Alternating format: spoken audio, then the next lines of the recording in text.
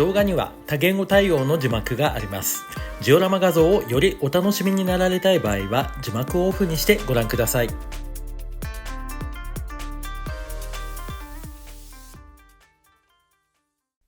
皆様こんにちは。ジオラマ制作担当のアトリエモリジです。私が学生時代を過ごした駒沢大学駅を模型化しました。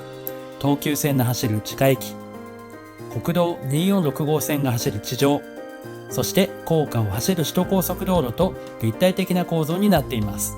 ジオラマ正面には地層を再現してみたり、道路の断面も再現しています。動画では東急線の地下駅、地上と高速道路、暗渠など各エリアをチャプター分けしてご紹介しています。ぜひチャプターもご活用ください。このジオラマは展示専用でしたが、今回の動画化にあたり下り線を走行可能にしました。この作品は大変ありがたいことに猫パブリッシング社間スーパーリアル鉄道情景でご紹介いただきました。また駒沢大学地理学科の公式 SNS アカウントでもご紹介いただきました。大変感謝しております。このジオラマは地上部分と地下部分を分割することができます。このように地上を持ち上げることができます。地上部分だけのジオラマとしても楽しめますし、地下部分だけのジオラマとしても楽しむことができます。地下のジオラマは天井を取り外すことができます。改札階とホーム階をかち割りにして再現しましたので、実際には見ることができない上から眺める角度で駅を見渡すことができます。ジオラマならではの楽しみ方です。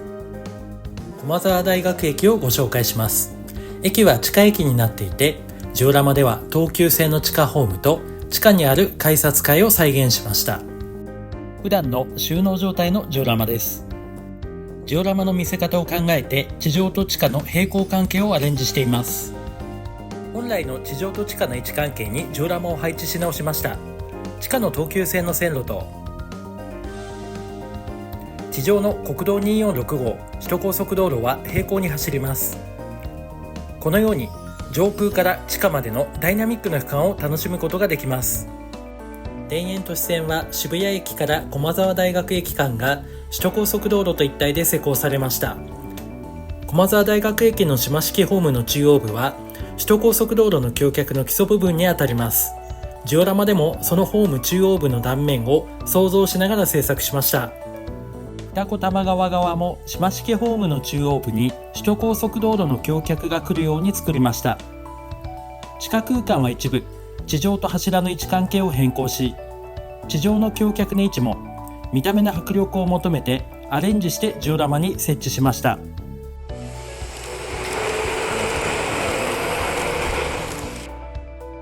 地下空間は随所に照明を設置しました。天井、壁面の広告看板と駅名看板、上下線のホームの駅名看板と時刻表、そして自動販売機や改札階の自動精算機などに設置しました。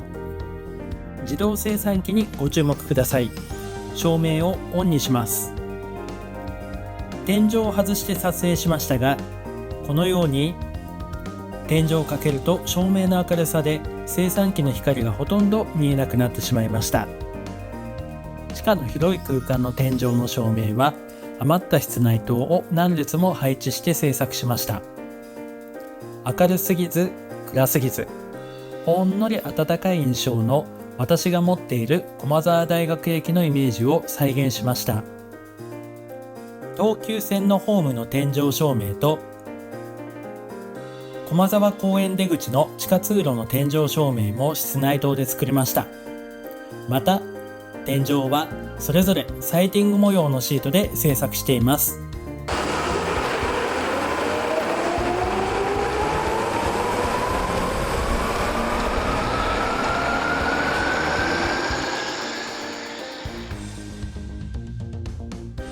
上り渋谷方面ホームをご案内します。このジオラマの中でも最も地下鉄らしい空間を楽しむことができます。私が学生の頃の各種デザインを採用し、上りホームの案内表示には渋谷水天宮前方面と表記しました。またホーム壁面の時刻表と駅名看板も電子式になっています。ホームの壁面はレンガ目地のシートを使用して製作しました。緑のブロックと白のブロックに塗装してそれぞれを組み合わせています。また壁の下、ホーム床との間には排水溝を再現しました。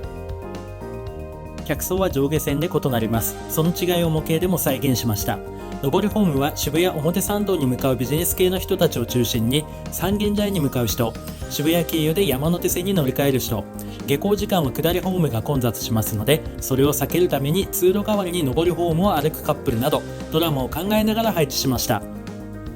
駒沢大学駅はリニューアル工事前、ちょうど私が学生だった頃は、ご覧のようにトンネル壁にパネルが貼られていました。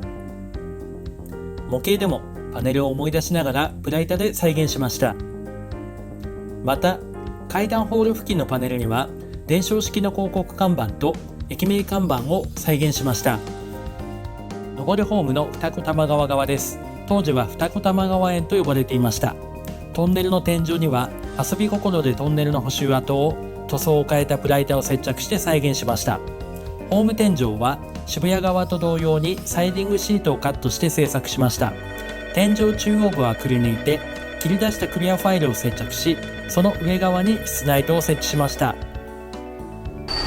私が学生だった頃は東急は8500系と2000系、東京メトロはまだ営団地下鉄で8000系が大活躍していました。8000系は動開閉が強烈で、東急8500系の爆音とともにとても印象に残っています。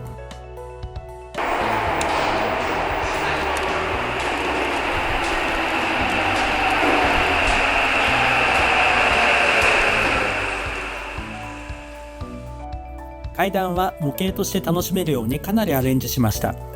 本来は壁になる下り線側の部分をカットして階段が見えるように作りました。またカットしていない部分でも本来壁になる下り線側の壁の改札階に近い場所の壁の地中側は黒く塗りつぶしました。この黒塗り作業楽しかったです。階段下には機械室がありますので、それをアレンジして再現しました。改札を入ってすぐにある階段を降りていくと、ホーム階は広い空間になっています。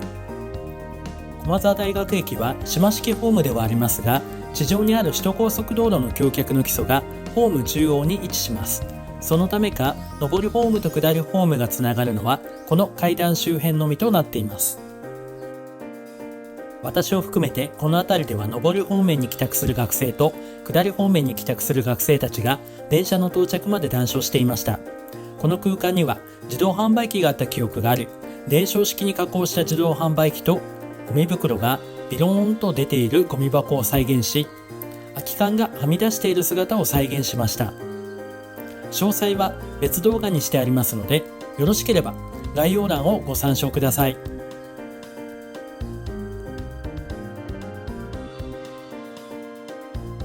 駒沢大学駅は列車接近時のトンネルの風がとても強い駅です。私が学生の頃にトンネル内の風対策としてガラス製の防風壁が設置されました。ジオラマ内にもこの防風壁を2カ所に再現しています。下りホームは帰宅する学生たちで混雑していました。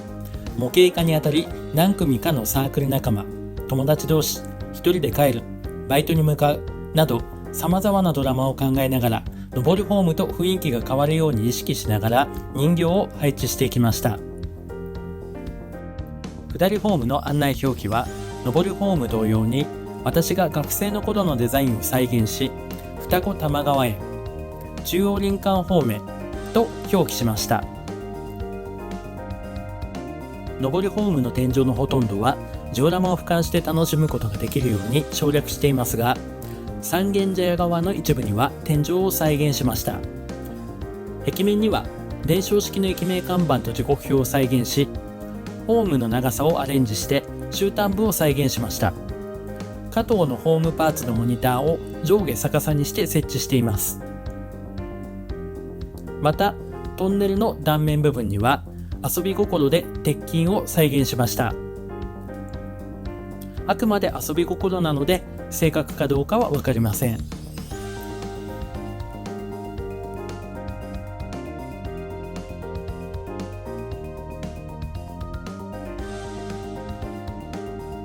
ホームは加藤製品を加工しました。線路脇にはケーブルトラフと排水溝を再現し、ケーブルトラフはわざと所々蓋を外して見た目が楽しくなるようにしました。線路は加藤のユニトラックを使用し通電できるようにしています。トンネルの壁のほとんどは思い切って省略しました。下り線はジオラマをさらに楽しむことができるようにトンネルの壁を思い切って省略しましたが、二子玉川寄りの端の部分に地上を支える構造が必要でした。そのためこの部分だけトンネル壁を再現し、パネルを立体的に作りました。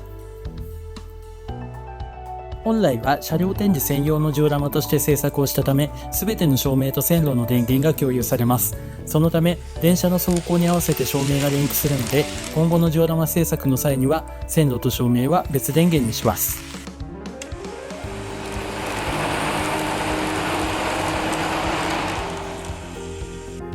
改札階もアレンジして再現しました。本来は自動券売機になる場所を思い切って省略してしまいました。そして奥を見渡すことができるように本来ある壁も省略しました。自動券売機の裏側にあたる部分がかなりの空間が空くことから、子供の頃 TMS 鉄道模型趣味誌で見てずっと憧れていた地下の機械室の断面が見えるジオラマを思い出し、ワクワクしながら本当にあるのかないのかわからない謎の機械室を作りました。機械はグリーンマックス製のビルのパーツを使用して自作し、謎の配管を立体的に配置しました。トンネル断面の謎の鉄筋と相まってすごく不思議な空間を作ることができたのではないかと考えています。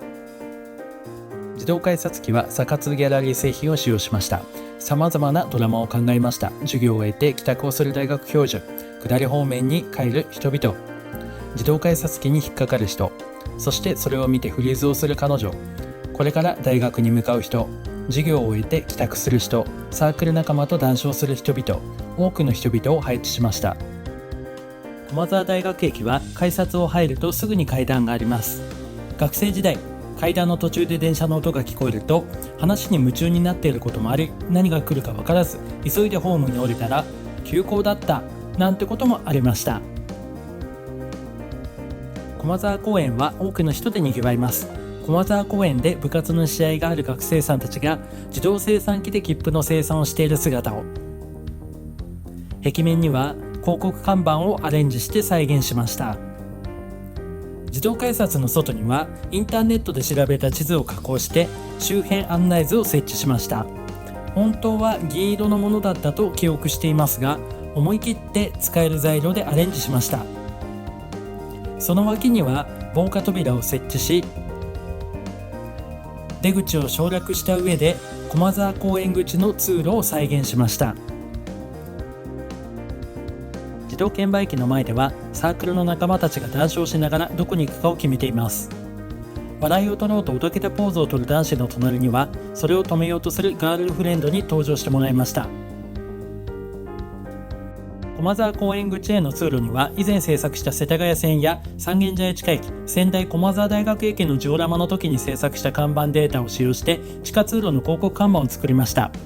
先ほどとは別のサークル仲間を配置し、それ以外にも学校に向かう人、下校する人など地域にお住まいの方々だけでなく学生も多くいる特徴を再現しました。駒沢公園口の地下通路には私が学生だった頃の案内表記をパソコンで自作して再現し、壁と床の間には排水溝を設置しました。駒沢公園口の通路はトンネル状に再現しましたので、地下通路の雰囲気がそれなりに演出することができたと思います。出口案内も当時のものを再現し、乗り場案内は新玉川線としました。案内看板はジオラマ端と改札前付近の2カ所に設置しています。この通路はとても地下の雰囲気を楽しむことができます。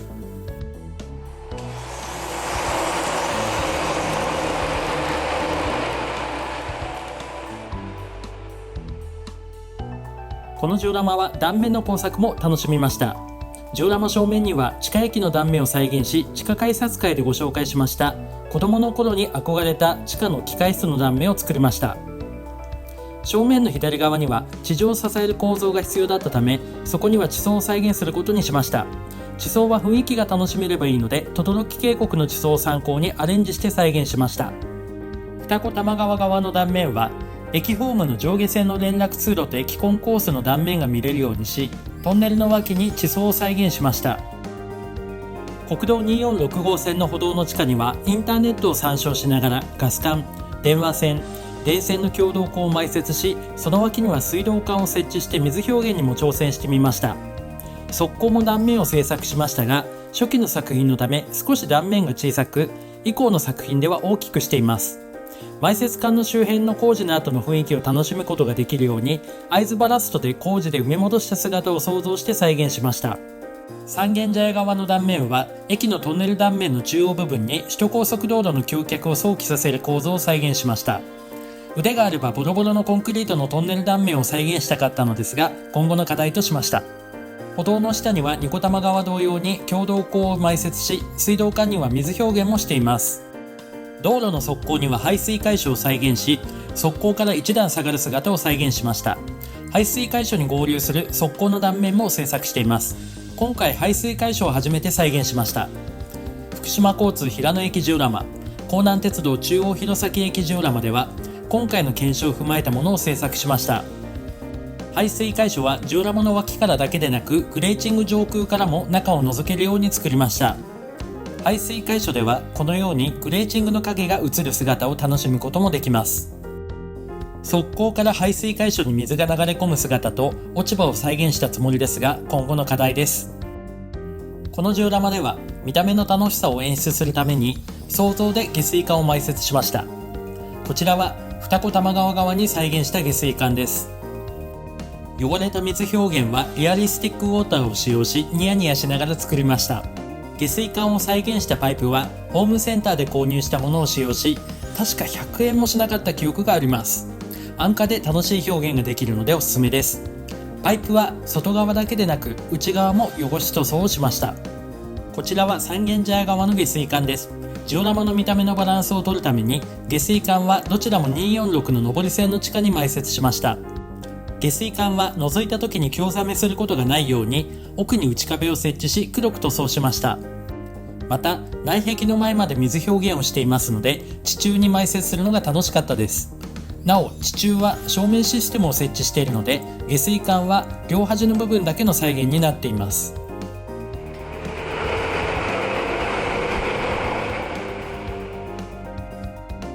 地上の位置関係はかなりアレンジしました。駒沢大学駅の改札口は真中の交差点付近にあります。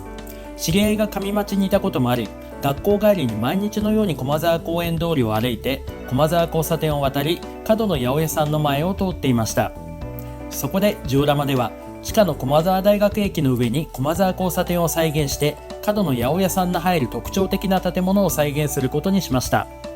また友達とよく行っていたカラオケの鉄人もジオラマに再現しました。本当は駒沢公園口出口階段にあるマクドナルドの入居するビルと駅の出入り口も再現したかったのですが、サイズを考慮して再現は見送りました。真中の交差点付近の地下にある東急線駒沢大学駅は先にご紹介しました通りです。地上手前には国道246号玉川通り、上空には首都高速道路を配置し、ジオラマの右手に駒沢交差点を再現しました。駒沢交差点には八百屋さんのビルを配置し、その隣にカラオケの鉄人を配置しました。そして一番左の建物は、私がつい最近まで川崎区に在住していた時に住んでいた建物をアレンジして再現しました。時間と場所を超えた様々なアレンジを加えたとても面白いジオラマに仕上がりました。駒沢交差点付近は呑み川の分流の水源と言われ、その水流は駒沢大学の通称物件と呼ばれる馴染みの校舎の前を通ります。呑み川の暗渠を授業の自由課題のテーマにしたり、当時から暗渠好きでしたので、このジオラマには暗渠を再現したいと考えました。ただこの水流はジオラマの手前側になるので、再現することがなかなか困難でした。そこで昼休みに一人になりたい時いつも言っていた駒沢緑線公園付近を流れるジャクズレ川の支流の暗渠をジオラマの駒沢公園通りに無理やり再現しました。模型化にあたり位置だけでなくジオラマの周囲の建物に合わせてアレンジして再現しました。ジャクズレ川の支流は駒沢公園通りを挟んで表情が変わります。上流側は通常の暗渠、下流側は遊歩道になっています。模型では馴染みの緑線公園側になる上流側を再現しました。コンクリートの U 字工をイメージした暗渠を作り、そこに蓋をかけました。蓋暗渠の蓋の工作方法は別動画にしましたので、よろしければ概要欄をご参照ください。両眼は玉石で護眼を再現し、玉石は数色の色分けをして表情に変化を持たせました。各敷地の暗渠側は暗渠ウォーキングで見てきたありそうな光景を再現しました。ジオラマの三軒茶屋側の端には駒沢交差点を再現しました。この交差点は国道246号、通称246、玉川通りと駒沢公園通りが交差します。ジオラマでは駒沢公園通りの車道を思い切ってカットし、歩道の一部を再現するにとどめました。駒沢交差点付近は一番再現したかったポイントです。この光景が模型ではこのようになりました。駒沢交差点には国道246号を渡るために信号待ちをする多くの人々を配置しました。駒沢公園方面に向かう人、帰宅をする人、買い物を終えた人など、それぞれの人形はドラマを考えながら配置しています。駒沢交差点は国道246号線の歩道と上り線、中央分離帯、国道246号の下り線の一部を再現しました。駒沢交差点にある八百屋さんの入居する特徴ある建物は店舗部分をスクラッチしました。住居部分はジオコレ製品を改造して使用し、両者を合体させました。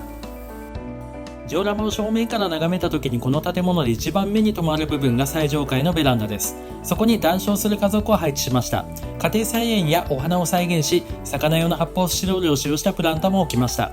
制作方法は別動画にしてありますので、概要欄をご参照ください。上層階を中心にベランダ周辺に室外機、段ボール箱、植木、棚などを設置し、生活感の演出を試みました。ビルの1階は想像で蕎麦屋を再現し、その脇に自作部分をつなげています。黄色い屋根をジオコレのビルに伸ばし、建物の一体感を出しました。自作部分の2階には居酒屋さんを作り、入り口の階段の向きをアレンジしました。また看板はライトアップができるように制作しています。八百屋さんは本来の位置をアレンジして玉川通り側に再現しました。車を置くと店内があまり見えなくなりますが、店内奥には棚を配置したりお客さんを配置したりしました。1階の駒沢公園通り側には建物のゴミ置き場をアレンジして作りました。カゴには段ボールゴミを再現し、その脇にはビールケースを置いて雰囲気を演出しました。ビールケースはシティスケープスタジオさんの製品です。ゴミ捨て場にゴミを置きに行く店員さんも再現しました。既製品と自作部分を組み合わせることで個性ある建物をそれなりに再現することができました。高さもありますので、隣のカラオケの鉄人が入居する10階建てのビルとともにいいアクセントになってくれました。このジオラマの一番のランドマークがカラオケの鉄人が入居するビルです。現地にある10階建てのビルをアレンジして再現しました。グリーンマックス製のビジネスビルのキットを使用して制作しました。ビルの桜新町側には非常口をアレンジして再現しました。柵、床と金属素材を使用しました。非常に存在感のある建物になってくれました。8階にはエレベーターを再現しました。初めての工作で楽しかったです。照明を組み込むと光漏れがすごそうでしたので、照明は組み込んでいません。ビルの1階に入居するパチンコ屋さんはストリートビューを参考に看板ポスターを自作して再現しました。アレンジして自動販売機を設置し、ビル脇に自転車や資材も置きました。慣れない電飾工作のため、自動販売機の一つがいつの間にか点灯しなくなっていました。この建物は私がついこの前まで住んでいた川崎市川崎区の建物です。このジオラマには楽しい思い出をギュッと凝縮したくて思い切りアレンジしました。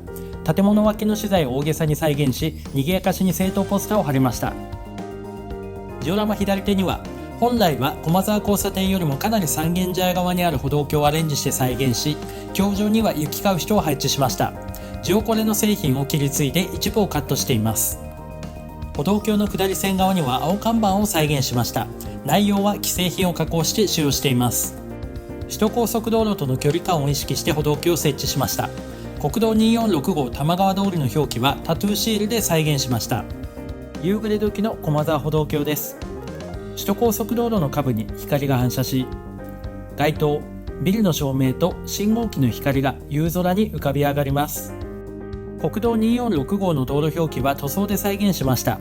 まぶし塗装で再現したアスファルトをマスキングして白の缶スプレーで塗装しています。その後汚し塗装をしました。中央分離帯の縁石は別動画の歩道の縁石と同じような作り方で 1mm 角棒を1個ずつ切り出しました。よろしければ概要欄をご参照ください。ガードレールは加藤製品を加工しました。多摩川通りの下り線には自由通りでよく見た記憶がある田園調布駅行きの東急バスを配置して、この周囲だけ上馬周辺の多摩川通りにアレンジして仕上げました。多摩川通りの上り線にはコバル製品のマンホールを設置しました。このマンホールの位置は断面で再現した下水管の上部に来るように調整しています。また都市部でよく見られる側溝を再現し、低木の街路樹も立体的になるようにしています。ガードレールも東京都を意識しながらアレンジして再現しました。カラオケの鉄人の前には学生さんたちのドラマを再現しました。私や私の友達ではありません。介抱する友達も再現しました。ジオラマ背面はよほどのことがない限り目にすることはないのですが、それなりに楽しめるように工作しました。八百屋さんの建物には謎の配管を作りました。ジャクズル川暗渠脇には廃浴槽とパイプを置き、住居の前にはゴミ袋、古新聞、そして自転車を置きました。また建物の玄関前には自転車、謎のパイプ、ゴミ、人などを配置しました。カラオケの鉄人のビルでは何らかの工事が行われている姿を再現しました。首都高速道路の下部は現地を参考にしながら、制作当時に住んでいた川崎区の産業道路上も参考に工作を進めました。首都高速道路の橋脚は模型としてジオラマを楽しめるようにわざと短いスパンで2カ所設置しました。首都高速道路の橋脚の上部に再現した補強材は片側4カ所再現し、プラ板で製作しました。排水パイプはプラマル棒で製作しています。橋脚に合わせて橋桁の接合部を再現しました。接合部はプラ板にカッティングマシンで筋目を入れたものを塗装して自作しました。首都高速道路の車道の脇には排水溝を10カ所作りました。その排水溝の下部になる壁の外側には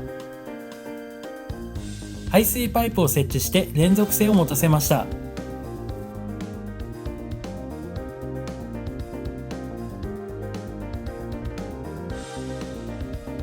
首都高速道路の外壁は現地調査やストリートビューを参考にサイディング模様のプラシートを切り出して塗装して再現しました。中央分離帯や道路照明も同様にストリートビューを参考にして製作しました。橋桁にあるリベットはプラ板にプラマラ棒を接着して自作しました。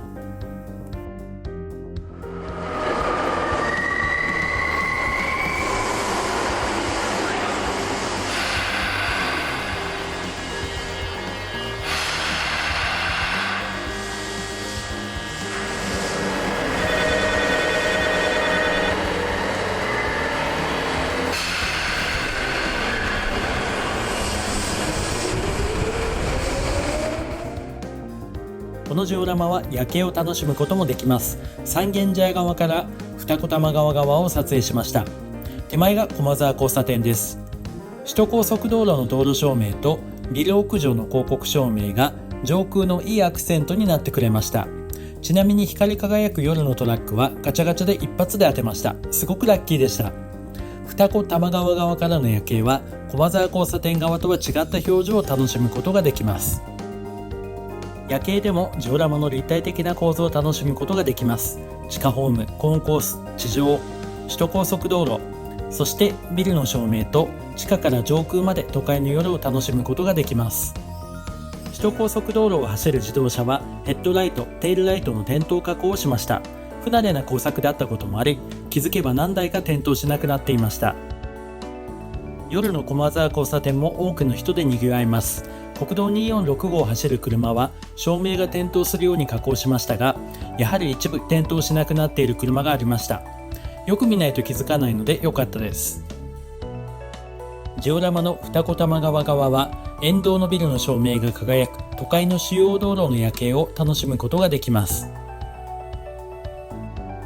夜の玉川通りの歩道は帰宅を急ぐ人々が行き交い、昼とはまた違う表情を見せてくれます。